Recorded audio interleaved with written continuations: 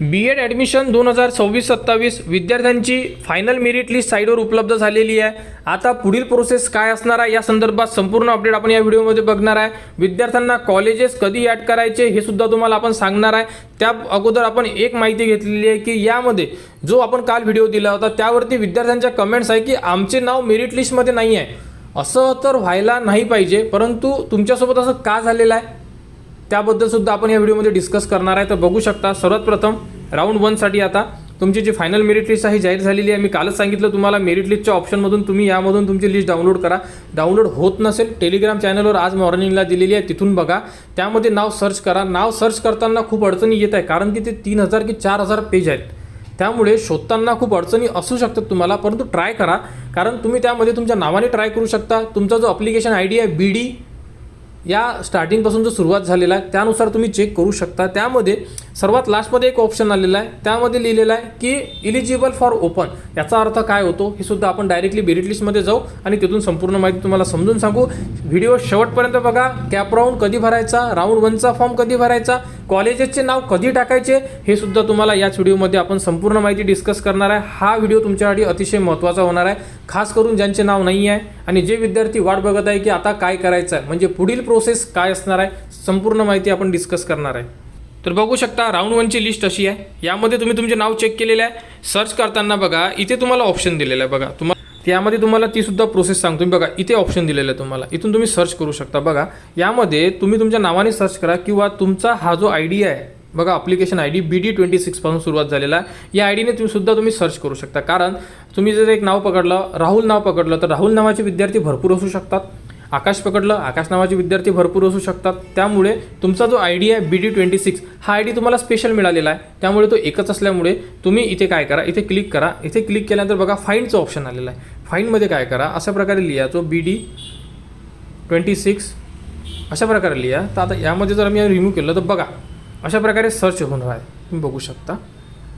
बघा इथे अशा प्रकारे BDचं ऑप्शन कसं सर्च होत आहे बघा तुम्ही, है अशा प्रकारे इथे येल्लो होत आहे। तर तुम्ही काय करा, अशा प्रकारे येल्लो होते ना, तर तुमचा हा जो पूर्ण नंबर आहे हा इथे सर्चमध्ये टाका।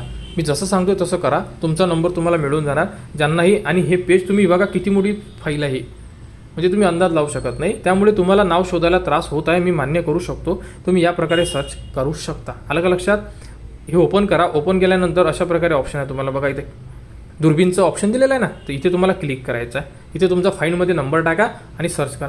नंबर टाका, नाव टाका, संपूर्ण नाव टाका, सरनेम टाका, तुम्हाला नाव मिळणार आहे। क्लिअर? आता तुम्हाला परत दुसरा पॉईंट, सर आमचे नाव नाहीच आहे। बघा यामध्ये जर तुमचे नाव नाही आहे तर मला एक गोष्ट सांगा, तुम्ही लास्ट वेळा जेव्हा फॉर्म डिस्क्रिपन्सीमध्ये आले होते, तुमचा फॉर्म पार्शियल व्हेरीफाईड होता का? ज्या विद्यार्थ्यांचा फॉर्म पार्शियल व्हेरीफाईड होता आणि त्यांनी जर त्यांचा फॉर्म एडिट केलेला असेल तर त्यामधून 7 ते 8 हजाराच्या जवळपास जे विद्यार्थी आहे ह्यांचे फॉर्म व्हेरीफाय झालेले नाही आहे, हे सुद्धा तुम्हाला मी साईडवर जाऊन सांगतो। क्लिअर? तर तुम्ही एकदा चेक करा, नॉट इलिजिबल जी लिस्ट आलेली आहे त्यामध्ये तुमचे नाव आहे का एकदा चेक करा, ठीक आहे। त्याचप्रमाणे तुमचा फॉर्म तुम्ही टाकला असेल परंतु तुमच्या फॉर्ममध्ये व्हेरीफाईड आहे का हे एकदा चेक करा, कारण की तुमचा फॉर्म व्हेरीफाईड असणं गरजेचं आहे। व्हेरीफाईड असेल तरच तुमचं नाव येणार। आणि ज्यांचे नाव पहिल्या लिस्टमध्ये होते परंतु ऑलरेडी इथे कन्फर्म होतं, आठवते का तुम्हाला, इथे कन्फर्म होतं, तर कन्फर्मवाल्यांचे नाव त्यांनी आपण सांगितलं होतं तुम्ही काहीच करू नका, तुमचा फॉर्म कन्फर्म आहे, काही अडचण नाही आहे, डिस्क्रिपन्सी नाही आहे, तुम्ही काहीच करायचं नाही आहे। त्यांनी जर काहीच केलं नसेल तर तुमचा नाव फायनल मेरिट लिस्टमध्ये आहे। एवढा पॉईंट क्लिअर झाले तुमचे। आता हे जे तुमचे आता ज्यांचे नाव नाही आहे त्यांनी एकदा जेही नॉट इलिजिबल लिस्ट आहे ती चेक करा। त्याचप्रमाणे आपल्या लॉग इनमध्ये जा आणि जे डॉक्युमेंट स्टेटस आहे व्हेरीफाईड आहे का एकदा चेक करा की ते अजूनही पार्शियल व्हेरीफाईड किंवा नॉट कन्फर्म आहे का। कारण की पार्शियल व्हेरीफाईड जरी असेल तरी तुमचं नाव फायनल मेरिट लिस्टमध्ये येऊ शकते, परंतु नॉट कन्फर्म असेल तर मग थोडं अडचण होऊ शकते, ठीक आहे। तर यामध्ये आता आणि विद्यार्थ्यांच्या कमेंट्स होत्या की हे लास्टमध्ये ऑप्शन काय आलेला आहे इलिजिबल फॉर ओपन। तर बघा कसं राहणार आहे, इलिजिबल फॉर ओपनचा अर्थ काय होतो की ज्या ओपनच्या जागा राहतात, ओपनच्या जागा त्यासाठी संपूर्ण विद्यार्थी इलिजिबल तर असतातच, संपूर्ण विद्यार्थी जवळपास इलिजिबल असणार आहे, तुम्ही बघू शकता यामध्ये। कारण जेव्हा तुम्हाला सीट अलॉट होते, अगोदर तुम्हाला तुमच्या कास्टनुसार सीट अलॉट होऊन जाते, परंतु एखाद्या विद्यार्थ्याला असं राहते की त्यांना ओपनची सीट अलॉट होऊन जाते, म्हणजे फक्त सीट मिळते त्यांना ओपनची, परंतु त्यांची जी कास्ट आहे OBC असेल, SC असेल, ST असेल, ती कास्ट चेंज होत नाही, ती कास्ट त्यांची ॲडमिशनची कास्ट राहते, परंतु त्यांना जी सीट अलॉट होते किंवा जागा अलॉट होते ही ओपनची होऊन जाते. कारण की ओपनचे विद्यार्थी जर कमी असेल आणि त्या जर जागा शिल्लक राहत असेल आणि जर तुमचा मार्क चांगले असेल आणि त्या जागेसाठी जर तुम्ही इलिजिबल असाल तर तुम्हाला ओपनची जागा देण्यात येते. परंतु तुम्हाला ॲडमिशनमध्ये अडचण जात नाही, तुम्हाला जागा ओपनची मिळते, परंतु ॲडमिशन तुमची तुमच्या कास्टमधूनच होणार आहे. क्लिअर.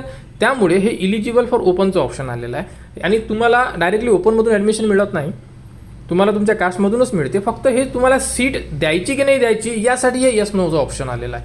क्लिअर. काही डाऊट्स असेल कमेंट्स करू शकता. इलिजिबल फॉर ओपनसाठी कमेंट्स आल्या होत्या, हा पॉईंट्स आपण क्लिअर केलेला आहे. आता आपण साईडवर जाऊ. यामध्ये काही अडचण मेरिट लिस्टमध्ये कोणाला कमेंट्स करा, आपण त्यावरती माहिती देऊ तुम्हाला. ठीक आहे. साईडवर आल्यानंतर बघू शकता अशा प्रकारे संपूर्ण ऑप्शन दिलेले आहे. आता यामध्ये जे डॅशबोर्ड दिलेलं आहे यामध्ये थोडंसं मी सुद्धा कन्फ्यूज झालेलो आहे, तुम्ही सुद्धा एकदा चेक करा. बघा नवीन रजिस्ट्रेशन किती झालेले आहे 67,772.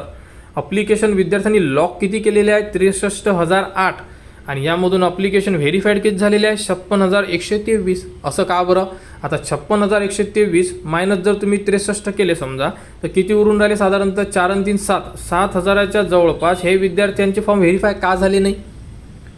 हाच प्रश्न तुम्हाला सुद्धा पडला असेल, मला तर पडलेलाच आहे, कारण मला तर यावरती सोल्युशन मिळालं नाही. कारण की जर विद्यार्थ्यांनी फॉर्म लॉक केलेले आहे आणि जर तुम्ही डेट दिलेली आहे तर बीएड ॲडमिशन डिपार्टमेंटनी हे 63,008 एवढे विद्यार्थ्यांचे फॉर्म व्हेरीफाय करायला पाहिजे होते असं माझं मत आहे. आता जे 7,000 विद्यार्थी आहे व्हेरीफाईड झालेले नाही आहे त्यामुळे त्यांचे नाव मेरिट लिस्टमध्ये नसू शकते असं माझं मत आहे, परंतु मी 100% कन्फर्म नाही आहे. त्यामुळे जे विद्यार्थी म्हणत होते की आमचे नाव मेरिट लिस्टमध्ये नाही आहे आणि त्यांनी जर पार्शियली फॉर्म जर एडिटला टाकलेला असेल, ओपन केला असेल किंवा काही केलं असेल तर एकदा आपल्या फॉर्मचे स्टेटस चेक करा. आणि जर तुम्हाला अडचण असेल तर तुम्हाला एक सांगतो, इथे बघा एक टोल फ्री नंबर दिलेला आहे आपल्याला. या टोल फ्री नंबरला तुम्हाला फोन करायचा आहे. 9 ते 6 PM मदत तुम्ही फोन करू शकता, म्हणजे तुम्ही आतासुद्धा यांना कॉल करू शकता. आपली संपूर्ण माहिती सांगा, त्यांना ID सांगा, आपल्या फॉर्मचे स्टेटस सांगा, त्यांच्याकडून तुम्ही आता माहिती घेऊ शकता.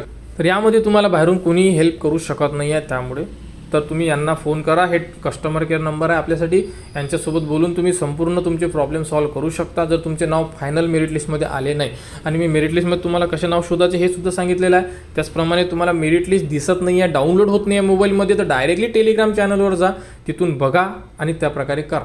ओके. आता राहिला प्रश्न की पुढील प्रोसेस काय असणार आहे, कारण मेन पॉईंटच राहिला आपला व्हिडिओमध्ये. बघा पुढील प्रोसेस काय असणार आहे, तर आता जर ॲडमिशन शेड्यूलमध्ये गेलो तर ॲडमिशन शेड्यूलमध्ये 10 तारखेनंतरचा टाईम टेबल दिलेला नाही आहे. क्लिअर. तर 10 तारखेनंतरचा टाईम दिलेला नाही आहे, तर आता आजपासून तो टाईम टेबल कधीही उपलब्ध होऊ शकतो आणि त्यामध्ये तुम्हाला कोणता टाईम टेबल येणार आहे, कॅप राऊंड 1 म्हणजे कॅप 1 कॅप 2. आलं का लक्षात?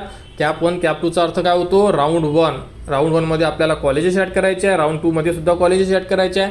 तर राऊंड 1चा टाईम टेबल येणार, त्या दिवशी तुम्हाला सांगण्यात येणार की तुम्ही साधारण एक डेमो म्हणून जर तुम्हाला डेट दिली, समजा 15 तारीख ते 18 तारीख असं जे टाईम टेबलमध्ये जर डेट देण्यात आली, समजा एक्झाम्पल देतोय, टाईम टेबल आलेला नाही आहे. क्लिअर.